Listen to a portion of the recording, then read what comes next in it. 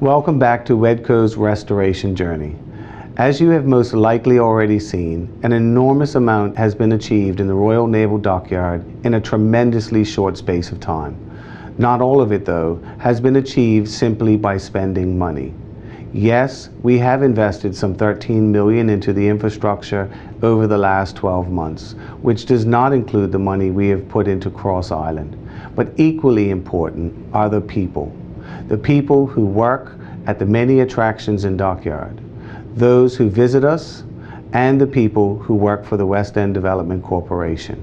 We are committed to ensuring our team here at WEDCO continually improves and evolves through internal training and support programs. One such example that we are pleased to share is that our entire corporation is now certified as tourism ambassadors. This was an important endeavor for us in order to ensure we have the skills and knowledge to aid in our frontline encounters and interactions with our visitors. Without the commitment and the loyalty from the WEDCO team and our Dockyard community, Dockyard would not be where it is today and where we are heading in the future. On that note, we hope to see you here in the Royal Naval Dockyard enjoying our improvements and upgrades very soon. But for now, please enjoy this glimpse into the projects we have been working on here in the West End.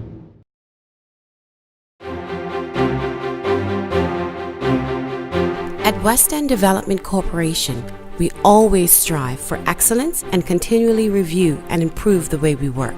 It is that commitment that allows for the evolution of the Royal Naval Dockyard and the West End as a whole. Despite the history behind Dockyard, time has never stood still, and we have taken steps to ensure everything is on time. After months of work, the clock and the tide mechanisms at the clock tower, one of Bermuda's most recognizable landmarks, are working again. The electrical mechanisms had worn out after being installed around 30 years ago. The hands and the dials on the faces also needed replacing. The clock used to be called the four-face lyre, as each face would tell a slightly different time. Of course, clocking off was never timed by the slowest hand.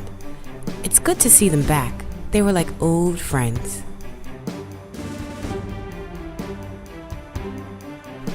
The existing lighting system was showing a great deal of wear and tear. It was decided that we needed to be even more cost and environmentally conscious. With this in mind, we took the leap and made the decision to invest in LED lighting. The results, we think, and we hope you agree, are fantastic. They are in keeping with the historic nature of Dockyard, while significantly adding to the ambiance in the evenings and showcasing all that is good and beautiful. Dockyard can never stand still. As a tourism hub, we have to keep reinventing ourselves to make sure we stay ahead of the competition. But we also have to be very mindful that we have been entrusted with an extremely important mission: to preserve the incredible heritage of the Royal Naval Dockyard. The restoration projects that have been completed tick both of these boxes.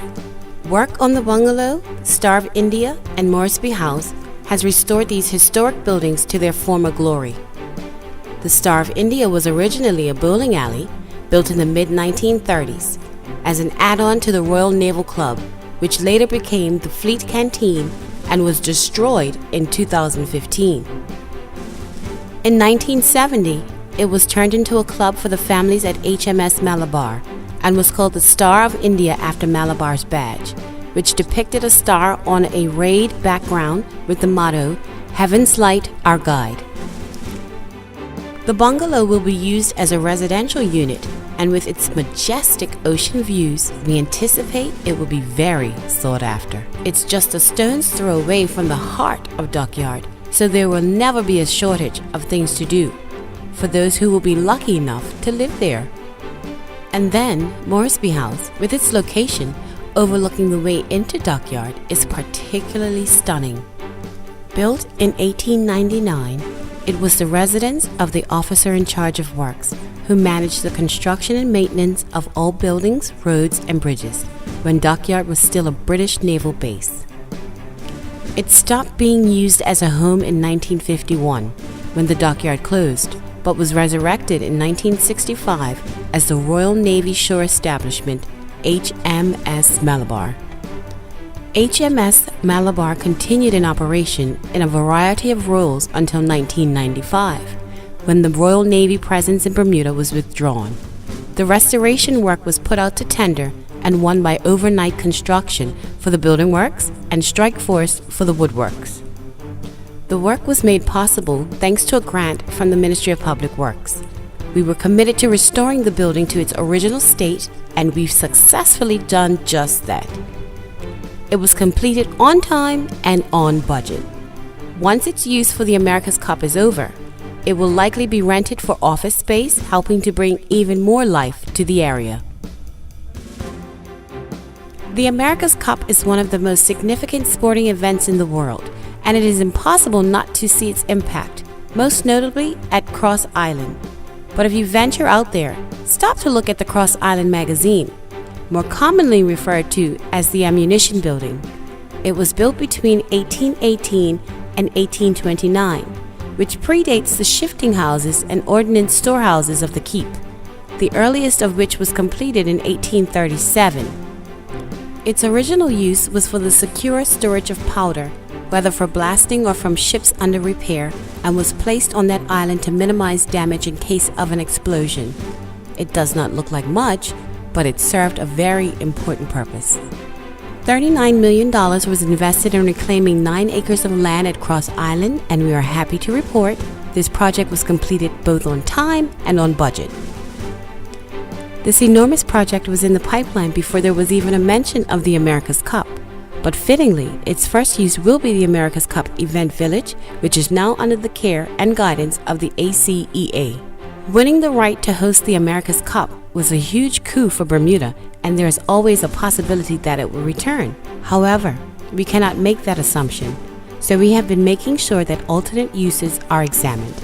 With the aid of Deloitte, we set up the Cross Island Legacy Committee, which carried out extensive public consultation and encouraged people island-wide to come up with ideas.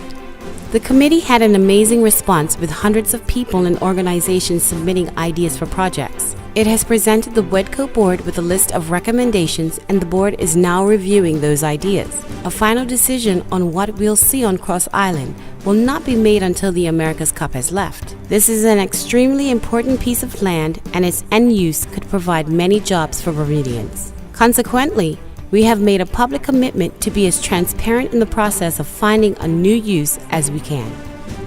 Much of the restoration work has focused on homes. One of the biggest projects has been Prince Alfred Terrace. The renovations include a complete interior restoration, inclusive of additional bathrooms and layout improvements. First use will go to the ACBDA, which will use the facilities until the end of the America's Cup. After that, they will go onto the rental market. A combination of history and stunning views of the Great Sound will surely make them one of the most desirable places to live in Bermuda. The 2 Spar Lane apartments have been given a new lease on life, and now that the renovations and upgrades have been completed, they will again be enjoyed as residential accommodations. With its stunning wooden floors, walls about 3 feet thick, and large windows, the sail loft will be the place to be. Initially used as a sail loft and later converted to a movie theater, it is now restored with upgrades, creating a beautiful space presenting various mixed-use opportunities. Built in the 1850s and roughly 6,000 square feet, or about 1/8 of an acre, the Chicane building was officially called the Machine Shop and housed the mechanical workshop. Power was provided by a steam engine, which was the same method used to power textile mills in the 19th century. Apparently, it was named after a boat called Chicane that was being worked on inside the building.